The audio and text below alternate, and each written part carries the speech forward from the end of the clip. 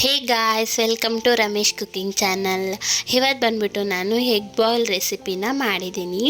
ಇದಂತೂ ತುಂಬಾ ಟೇಸ್ಟಿಯಾಗಿರುತ್ತೆ. ಹಾಗೆ ಇದು ನನ್ನ ಓನ್ ರೆಸಿಪಿ, ಅಂದರೆ ನಾನೇ ಕ್ರಿಯೇಟ್ ಮಾಡಿರುವಂತಹ ರೆಸಿಪಿ. ಇದಂತೂ ತುಂಬಾ ಆರೋಗ್ಯಕ್ಕೂ ಸಹ ತುಂಬಾ ಒಳ್ಳೆಯದು. ಯಾಕಪ್ಪ ಅಂದರೆ ಎಗ್ನ ಬಾಯ್ಲ್ ಮಾಡ್ತೀವಲ್ಲ, ಎಗ್ಗಲ್ಲಿರುವಂಥ ಪ್ರೋಟೀನ್ ಎಲ್ಲನೂ ಇರುತ್ತೆ. ಸೊ ಅದಕ್ಕೆ ತುಂಬಾ ಒಳ್ಳೆಯದು.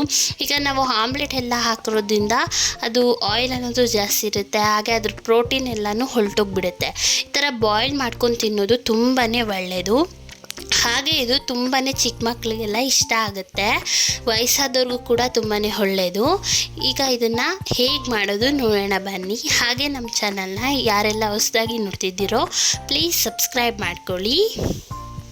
ಈಗ ಮೊದಲಿಗೆ ಒಂದು ಕುಕ್ಕರನ್ನು ತಗೊಳ್ಳಿ, ಅದಕ್ಕೆ ನೀರು ಹಾಕ್ಕೊಳ್ಳಿ. ನಿಮಗೆ ಎಷ್ಟು ಬೇಕೋ ನೀರು ಅಷ್ಟು ಹಾಕ್ಕೊಳ್ಳಿ.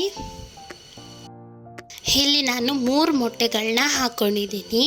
ನಿಮಗೆ ಎಷ್ಟು ಬೇಕೋ ಮೊಟ್ಟೆಗಳು ಅಷ್ಟು ಹಾಕೊಬೋದು. ಇಲ್ಲಿ ನಾನು 3 ತೊಗೊಂಡಿದ್ದೀನಿ. ಈಗ ಇದಕ್ಕೆ ಕುಕ್ಕರನ್ನು ಕ್ಲೋಸ್ ಮಾಡ್ಕೊಳ್ಳಿ. ಈಗ ಇದನ್ನು 2ರಿಂದ 3 ವಿಸಿಲ್ ಕೂಗಿಸ್ಕೊಳ್ಳಿ. ಈಗ ಒಂದು ಬೌಲ್ನ ತಗೊಳ್ಳಿ, ಇದಕ್ಕೆ 7 ಐಸ್ ಕ್ಯೂಬ್ಸ್ನ ಹಾಕ್ಕೊಳ್ಳಿ. ಹಾಗೆ ಇದಕ್ಕೆ ವಾಟರನ್ನು ಹಾಕ್ಕೊಳ್ಳಿ. ಹಾಗಲೇ ನಾವು ಬಾಯ್ಲ್ ಮಾಡ್ಕೊಂಡಿದ್ವಲ್ಲ 3 ಎಗ್ನ, ಅದನ್ನು ಸಹ ಹಾಕ್ಕೊಳ್ಳಿ. ಇದನ್ನೊಂದು 5 ಮಿನಿಟ್ಸ್ ಬಿಡಿ.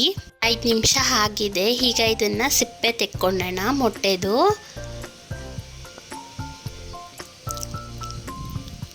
ನಿಧಾನಕ್ಕೆ ಸಿಪ್ಪೆನ ಬಿಡಿಸ್ಕೊಳ್ಳಿ.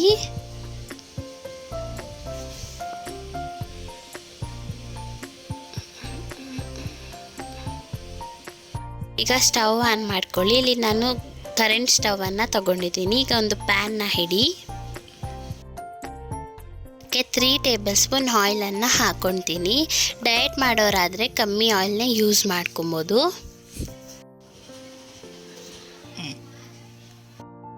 ಆಯಿಲ್ ಕಾದಿದ ನಂತರ ಅರ್ಧ ಟೇಬಲ್ ಸ್ಪೂನ್ ಸಾಸಿವೆ ಹಾಕ್ಕೊಳ್ಳಿ. ಸಾಸಿವೆ ಚೆನ್ನಾಗಿ ಚಟಪಟ ಅಂದಿದ ನಂತರ ಇಲ್ಲಿ ನಾನು 2 ಹಸಿಮೆಣಸಿನ್ಕಾಯಿನ ತೊಗೊಂಡಿದ್ದೀನಿ. ಇದನ್ನು ಸಣ್ಣ ಕಟ್ ಮಾಡ್ಕೊಳ್ಳಿ. ಯಾಕಪ್ಪ ಅಂದರೆ ಮಕ್ಕಳಿಗೆಲ್ಲ ಇಷ್ಟ ಆಗಬೇಕಲ್ಲ, ಅದಕ್ಕೆ ದಪ್ಪ ಕಟ್ ಮಾಡಿಕೊಂಡ್ರೆ ಅವ್ರಿಗೆ ಇಷ್ಟ ಆಗಲ್ಲ. ಈಗ ಇದಕ್ಕೆ ಕರಿಬೇವಿನ ಸೊಪ್ಪು ಹಾಕ್ಕೊಳ್ಳಿ. ಈಗ ಇದಕ್ಕೆ ದೊಡ್ಡ ಸೈಜಿಂದು 1 ಈರುಳ್ಳಿನ ಹಾಕ್ಕೊತಿದ್ದೀನಿ. ಇದನ್ನು ಸಹ ಸಣ್ಣದಾಗಿ ಕಟ್ ಮಾಡ್ಕೊಂಡಿದ್ದೀನಿ.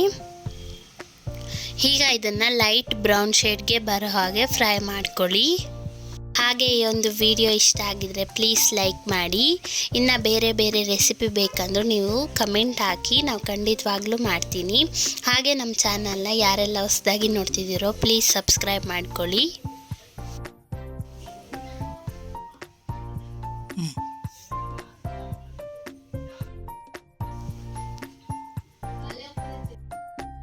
ಈಗ ಈರುಳ್ಳಿ ಎಲ್ಲನೂ ಫ್ರೈ ಆಗಿದೆ. ನಾವು ಆಗಲೇ ಬಾಯ್ಲ್ ಮಾಡಿ ಎತ್ತಿಕೊಂಡಿದ್ವಲ್ಲ ಮೊಟ್ಟೆನ, ಅದನ್ನು ಈ ಥರ ಕಟ್ ಮಾಡಿಕೊಂಡು ಹಾಕ್ಕೊಳ್ಳಿ. ಎಗ್ನ ಹಾಕ್ಕೊಂಡು ಸೌಟಲ್ಲಿ ಮಿಕ್ಸ್ ಮಾಡೋಕ್ಕೆ ಹೋಗಬೇಡಿ. ಯಾಕಪ್ಪ ಅಂದರೆ ಮೊಟ್ಟೆ ಎಲ್ಲ ಬಿಟ್ಕೊಂಡ್ಬಿಡುತ್ತೆ. ಈ ಥರನೇ ಮಿಕ್ಸ್ ಮಾಡ್ಕೊಳಕ್ಕೆ ಟ್ರೈ ಮಾಡಿ. ಇದು ದೊಡ್ಡವ್ರಿಗೆ ಚಿಕ್ಕವ್ರಿಗೆ ಎಲ್ರಿಗೂ ಹೆಲ್ದಿಯಾಗಿ ಇರುತ್ತೆ.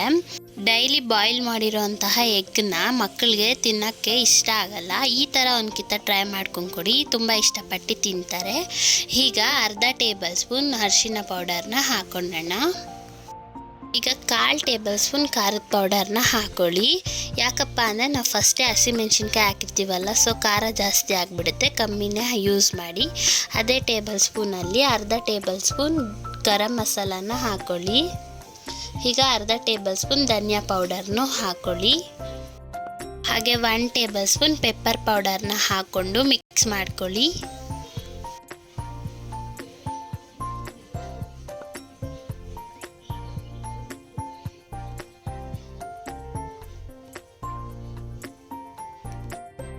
ಮಿಕ್ಸ್ ಮಾಡ್ಕೊಂಡಿದ ನಂತರ ಇದಕ್ಕೆ ರುಚಿಗೆ ತಕ್ಕಷ್ಟು ಉಪ್ಪನ್ನು ಹಾಕ್ಕೊಳ್ಳಿ. ಈಗ ನೋಡಿ, ಎಗ್ ಬಾಯ್ಲ್ ರೆಸಿಪಿ ರೆಡಿ. ಇದು ತುಂಬಾ ಟೇಸ್ಟಿಯಾಗಿರುತ್ತೆ, ಹಾಗೆ ನಮ್ಮ ಹೆಲ್ತ್ಗೂ ತುಂಬಾ ಒಳ್ಳೆಯದು. ಈ ಥರನೂ ಟ್ರೈ ಮಾಡ್ಕೊಂಡು ತಿನ್ನಿ. ಈಗ ಒಂದು ಪ್ಲೇಟ್ ಇಕ್ಕಿ ನಾ ಮಾಡಿಟ್ಕೊಂಡಿರುವಂಥ ಎಗ್ ಬಾಯ್ಲ್ ರೆಸಿಪಿನ ಹಾಕ್ಕೊಂಡು ಅದಕ್ಕೆ ಸ್ವಲ್ಪ ಕೊತ್ತಂಬರಿ ಸೊಪ್ಪನ್ನು ಉದುರಿಸ್ಕೊಂಡು ನೋಡಿ ಎಷ್ಟು ಚೆನ್ನಾಗಿ ಕಾಣ್ತಿದೆ ಅಲ್ಲ, ತಿನ್ನೋದಕ್ಕೂ ತುಂಬಾ ಚೆನ್ನಾಗಿರುತ್ತೆ. ನೀವು ಒಂದ್ಕಿತ ಟ್ರೈ ಮಾಡ್ಕೊಳ್ಳಿ, ತುಂಬಾ ಇಷ್ಟಪಡ್ತೀರಾ. ಹಾಗೆ ನಮ್ಮ ಚಾನಲ್ನ ಸಬ್ಸ್ಕ್ರೈಬ್ ಮಾಡ್ಕೊಳ್ಳಿ. ಈ ಒಂದು ವಿಡಿಯೋ ಇಷ್ಟ ಆಗಿದ್ರೆ ಪ್ಲೀಸ್ ಲೈಕ್ ಮಾಡಿ. ಆ್ಯಂಡ್ ನಿಮ್ಗಿನ್ನ ಬೇರೆ ಬೇರೆ ರೆಸಿಪಿ ಬೇಕಂದ್ರೂ ನೀವು ಕಮೆಂಟ್ ಹಾಕಿ.